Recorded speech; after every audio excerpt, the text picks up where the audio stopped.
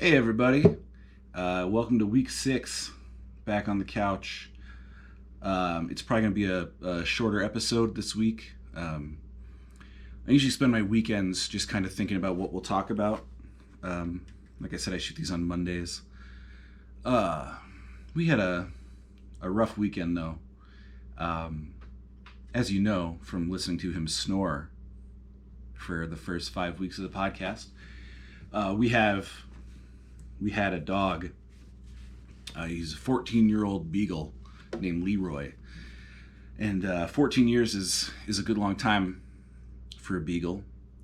And towards the end, in the last few months, he's been having a lot of problems. And lately the vet was starting to talk about surgeries and biopsies and recovery times and all this to maybe get us an extra year or less, maybe. So we had to make the decision to let him go. And that was difficult. It was harder than I thought it would be.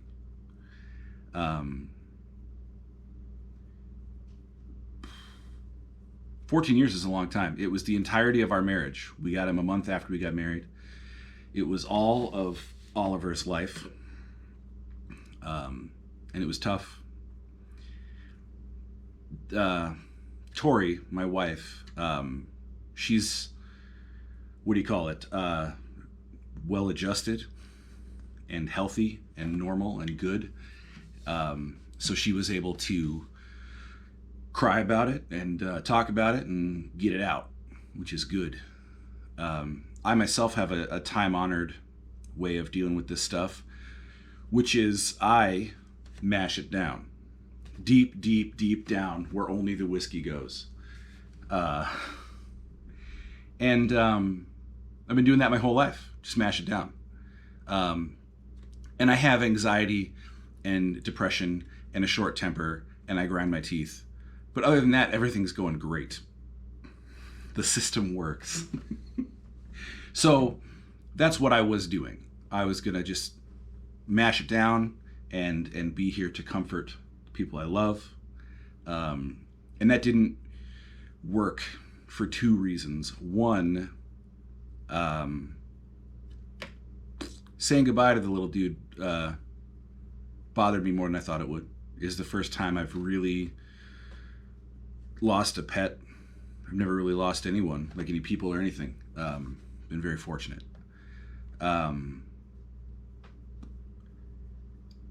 And then the other part was having to tell Ollie, having to deliver him that news was hard. But I was mashing it down, and I was just there to comfort him, and we had a great last night with him. And but a couple days, maybe 2 days later, it's only been 3 days. It feels like it's been a long time. Maybe 2 or 3 days later, I sort of caught Oliver starting to mash it down. He was losing his temper about other stuff and getting upset about other stuff, and I could tell that it's because he was upset about the dog. And I realized that he was, maybe even subconsciously, he was just kind of doing what he saw me doing. So I've started doing a better job of telling him, you have all these moments, you drop a piece of food on the floor and you wait for him to come running and he doesn't. Or you come home and he's not at the door waiting for you. And I've been trying to do a better job of telling Oliver when I have those moments to try to in an unspoken way, sort of give him permission to have those moments too. I'm still having a hard time, like really, just not wired for healthy grieving. You know what I mean? I was telling Tori last night that, like, I wish I could just cry about it once and be done with it. But I can't cry about it at all for some reason. I get a lump right here and it stays there forever. And, the mash it down thing, it really doesn't work. Even when you think it's working, it doesn't work. You think it's mashed down and then 2 weeks later you break a guitar string and start crying. So that's where we're at. And that's really all I have to talk about right now, because that's been kind of the only thing on my mind. Let's drink some coffee. I picked a fun mug to offset the overall vibe of this podcast. This mug says, "Dear Mom, thanks for wiping my butt and stuff. Love, Ollie." We got it for Tori for Mother's Day off the internet. It's one of 5 good things the internet has ever produced. And all the rest are Tom Petty music videos. No, the internet's cool. You just got to know how to use it. The internet's like a car. It can take you all kinds of cool places, and you can use it to help people out and do what you want to do. Or you can get hammered and drive it through crowds of people that wish you weren't there. So, one thing that I did notice through the process of saying goodbye to our dog, and more importantly, trying to be a good dad and a good husband, though admittedly, I think Oliver required more assistance. One of the things I realized was there's a really good kind of sadness, like a really pure kind of, you're sad because you loved something, and there's something about that that feels good. It feels like evidence of how much you loved what you lost, and that's really good. But also it feels really good when you know you're right where you're supposed to be. And I think we tend to think that when we are right where we're supposed to be, it's going to feel really good because what's happening is good. You know, maybe you're getting married or having a baby or playing a show or, eating a really good taco. But I get that moment sometimes when I'm comforting my son and I'm being his dad in a moment where he needs me to be his dad, and it feels good to know, like, this is what I'm here for, you know. And that feels good, and I'm trying to hold on to that. And 14 years is a long time, and he was happy on his last day, and that's what we wanted. And the days after that last day, he wouldn't have been happy. He would have been hurting and struggling and recovering and that kind of thing. And I was glad we were able to spare him that. At the same time, it's a complicated thing, because I know people that have lost their parents this year, and it's a tricky thing to know where to put your grief in the hierarchy of other people's grief that is definitively worse. I know people have had worse years than I've had, or that we've had, but that hasn't necessarily made mine feel good. I've heard people say, like, we all hurt the same. It's not for us to try to litigate how much or how little or how bad. But I wasn't planning on talking about this, but like, there's this ongoing trend of every year's a dumpster fire. You hear that? You read that? Oh, 2020 is a dumpster fire. I started hearing it, I think, in 2016, that 2016 was a dumpster fire. Then 2017 was a dumpster fire. And then 2018, 2019. And now this year's a dumpster fire. And I can look back on this year and say, it has not been ideal. Between COVID and my ongoing throat concerns, I've lost, for the most part, the ability to do what I love and what I think I'm supposed to be doing. And because of COVID, we lost a lot of opportunities this summer that we had worked pretty hard to get and that we might not get again. I had some shows on the books opening for people I adore. We had some festival dates that we were really excited about, and that all went away. There's financial worry. There was, we're coming up on I haven't seen my dad in a year. I haven't seen my stepmom in a little bit longer than that. And that's hard. And, you know, there's a motorcycle outside, which I hate. And then our dog died. You know, I feel like I'm in a country music song. But I also feel like, you know, this is the life we get. These are the days we get and the time we get. And I'm not going to deny that mixed into all that stuff have been wonderful moments, you know, of new songs and good connections with people. And I get to talk to my dad almost every day because of technology, and my grandson gets to talk to him, or his grandson. I don't have a grandson. His grandson gets to talk to him on the computer and the FaceTime, and even get to send messages back and forth to my stepmom, who I love. And, you know, me and my wife still laugh, and I watch 2 episodes of The Simpsons every day with Ollie. And I'm just not on board with this idea of, oh, it's trash. This whole year is trash. And, you know, because even if it wants to be trash, I won't let it. And you shouldn't let it either. And that's a little more direct than I usually am. But I just think, you know, it's tired, but it's true. There's always somebody that has it worse. And there's probably a time that you're going to have it worse.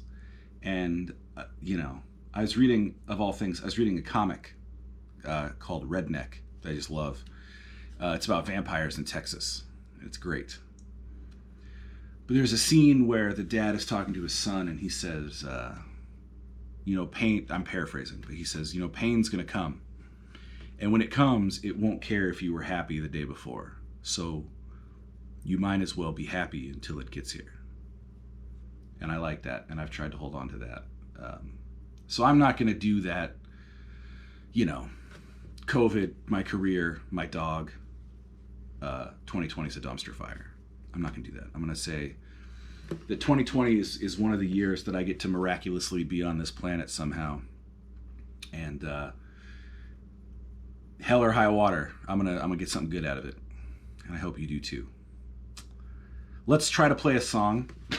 I haven't played a song since last time I played you a song. So hopefully it'll go well. If it goes bad, I'm just going to edit it out. I'm not going to stress out about it. It is what it is. This song is about my wife, and more specifically about how I have depression and she does not.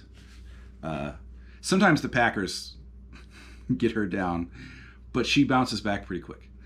But I have depression and she does not, and that is a curious dynamic. But she is often one of the ways I'm able to come back and get some good out of a day that would otherwise not be so good, or even a whole life that would otherwise not be so good. So this is for anybody who's trying to find a reason to have a good day. Start with the fact that you're alive and go from there. This is called 1,000 Miles Away.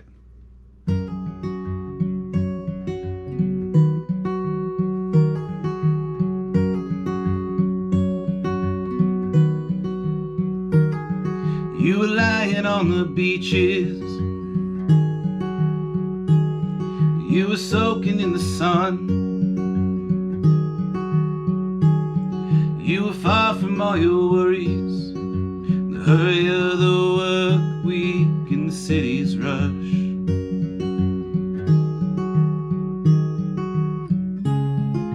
You were all salt, air, sand, and waves.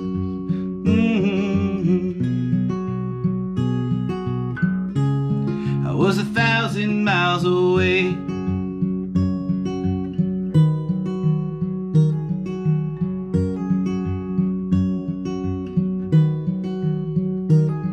You were welcoming the storm. You were dancing in the rain. Over thunder crashing loudly, under clouds throwing lightning, your voice just rang. Singing songs to till it came. I was 1,000 miles away.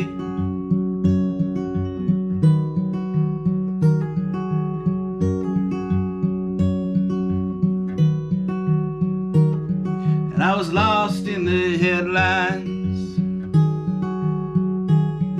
in the darkness of the day. There were no answers to my questions. The world turned my intentions away.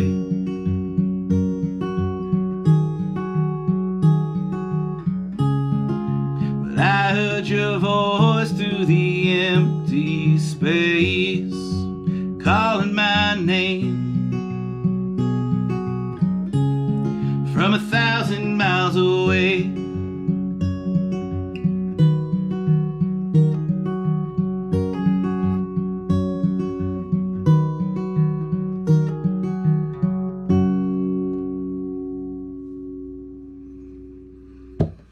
All right. I hope that sounded okay. It felt good. I mean, it didn't feel good. It hurt. But emotionally, it felt good. All right, let's do some recommendations and let's get the heck out of here. My wife's going to be home early, and I'm very excited to hang out with her. I mean, I like you guys a lot, but I love her like crazy. So, recommendation number 1, William Tyler. This record is called Modern Country, and it's instrumental. All his stuff is instrumental. He's a guitar player out of Tennessee, and he's tremendous. And what I like about him is... in my record collection, there's a fair amount of instrumental stuff, but it's mostly, it tends towards the heavier end of the spectrum. Bands like Caspian or Russian Circles, or even Explosions in the Sky and Pelican and Tortoise and that kind of stuff.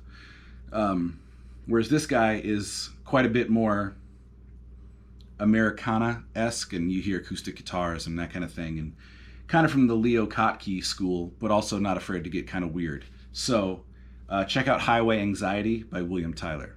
I think you'll dig it. Sometimes it's nice to not hear words. Number 2. This record is by a band called Turnpike, Troubadours, and it is called A Long Way From Your Heart. I love this band. They're from Oklahoma, and they're what you call a red dirt country band. Red dirt country is a genre of music, largely based in like Oklahoma and Texas. Bands like Turnpike Troubadours or John Moreland, who we've talked about, or even like American Aquarium. They're not from that region, but they kind of fit into the vibe. And it's basically just good, I would just call it country music, but it's, nowadays, it's much more authentic. It's where in a just world country music would have gone after like 1993. This is not my favorite record by them. My favorite record by them is called Diamonds and Gasoline. But this record has a song on it called The Housefire. It's the first song on this record. And I want y'all to listen to this song. It's about being happy in circumstances that would seem to demand otherwise. And there's a moment in the song where he says, Lord knows I've been blessed. I can make more out of less. I can get my rest in any bed that I lay down in. And that's a good vibe to walk into the week with. Turnpike Troubadours.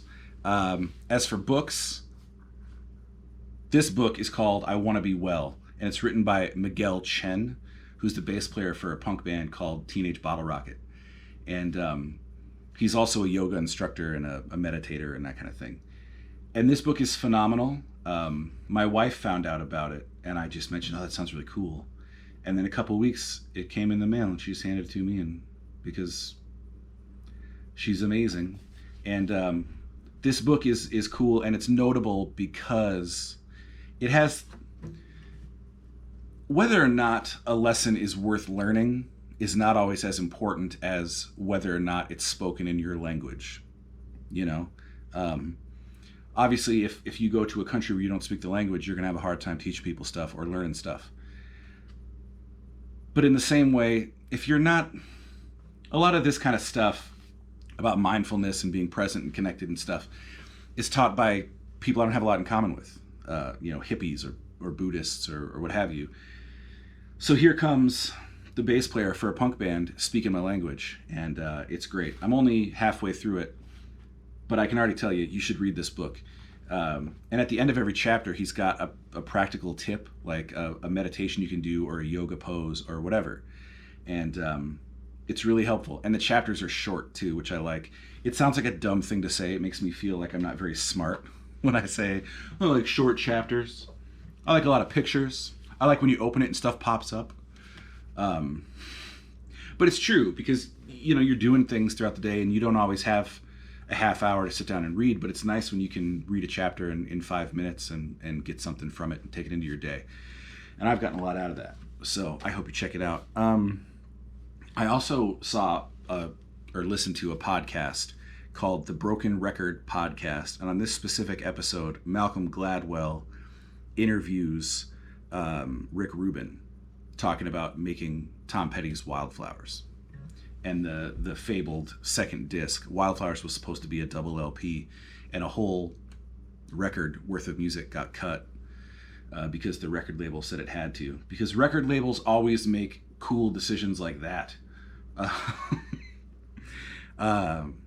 So check that out. Malcolm Gladwell also did a really good podcast called Revisionist History with Randy Newman, talking about Good Old Boys. My friend Simon sent me that one, and it's fascinating. If you know anything about Randy Newman and Good Old Boys in particular, which is a record of his, there's a lot to talk about. And they do a pretty good job of talking about most of it in a pretty concise way. So I recommend that.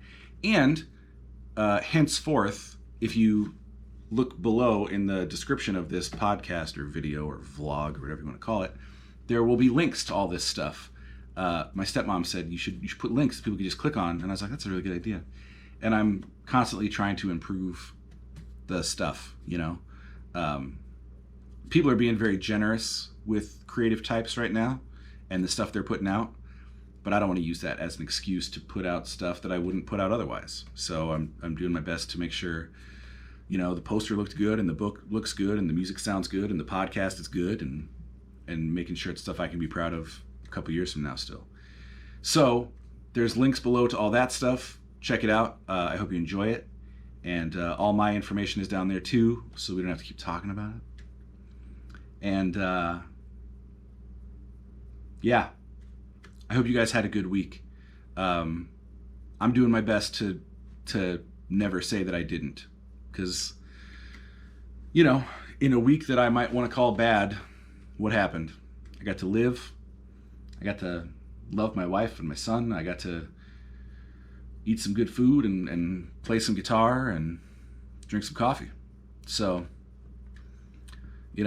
other stuff comes along with that, but if that's the price you pay, a few sad days for 14 good years with a good dog is a pretty good metaphor for life, I'd pay that price again. So, I hope all's well with you guys, and I'll see you next week. And in the meantime, do your best. Just tell my son, it's just your job to go to sleep at night and know that you did your best that day. And that gives you plenty of opportunity still for failure and growth and all that stuff. But you'll sleep better if you can go, yep, I tried really hard. So keep trying. I'm going to keep trying. We'll see you next week. Bye.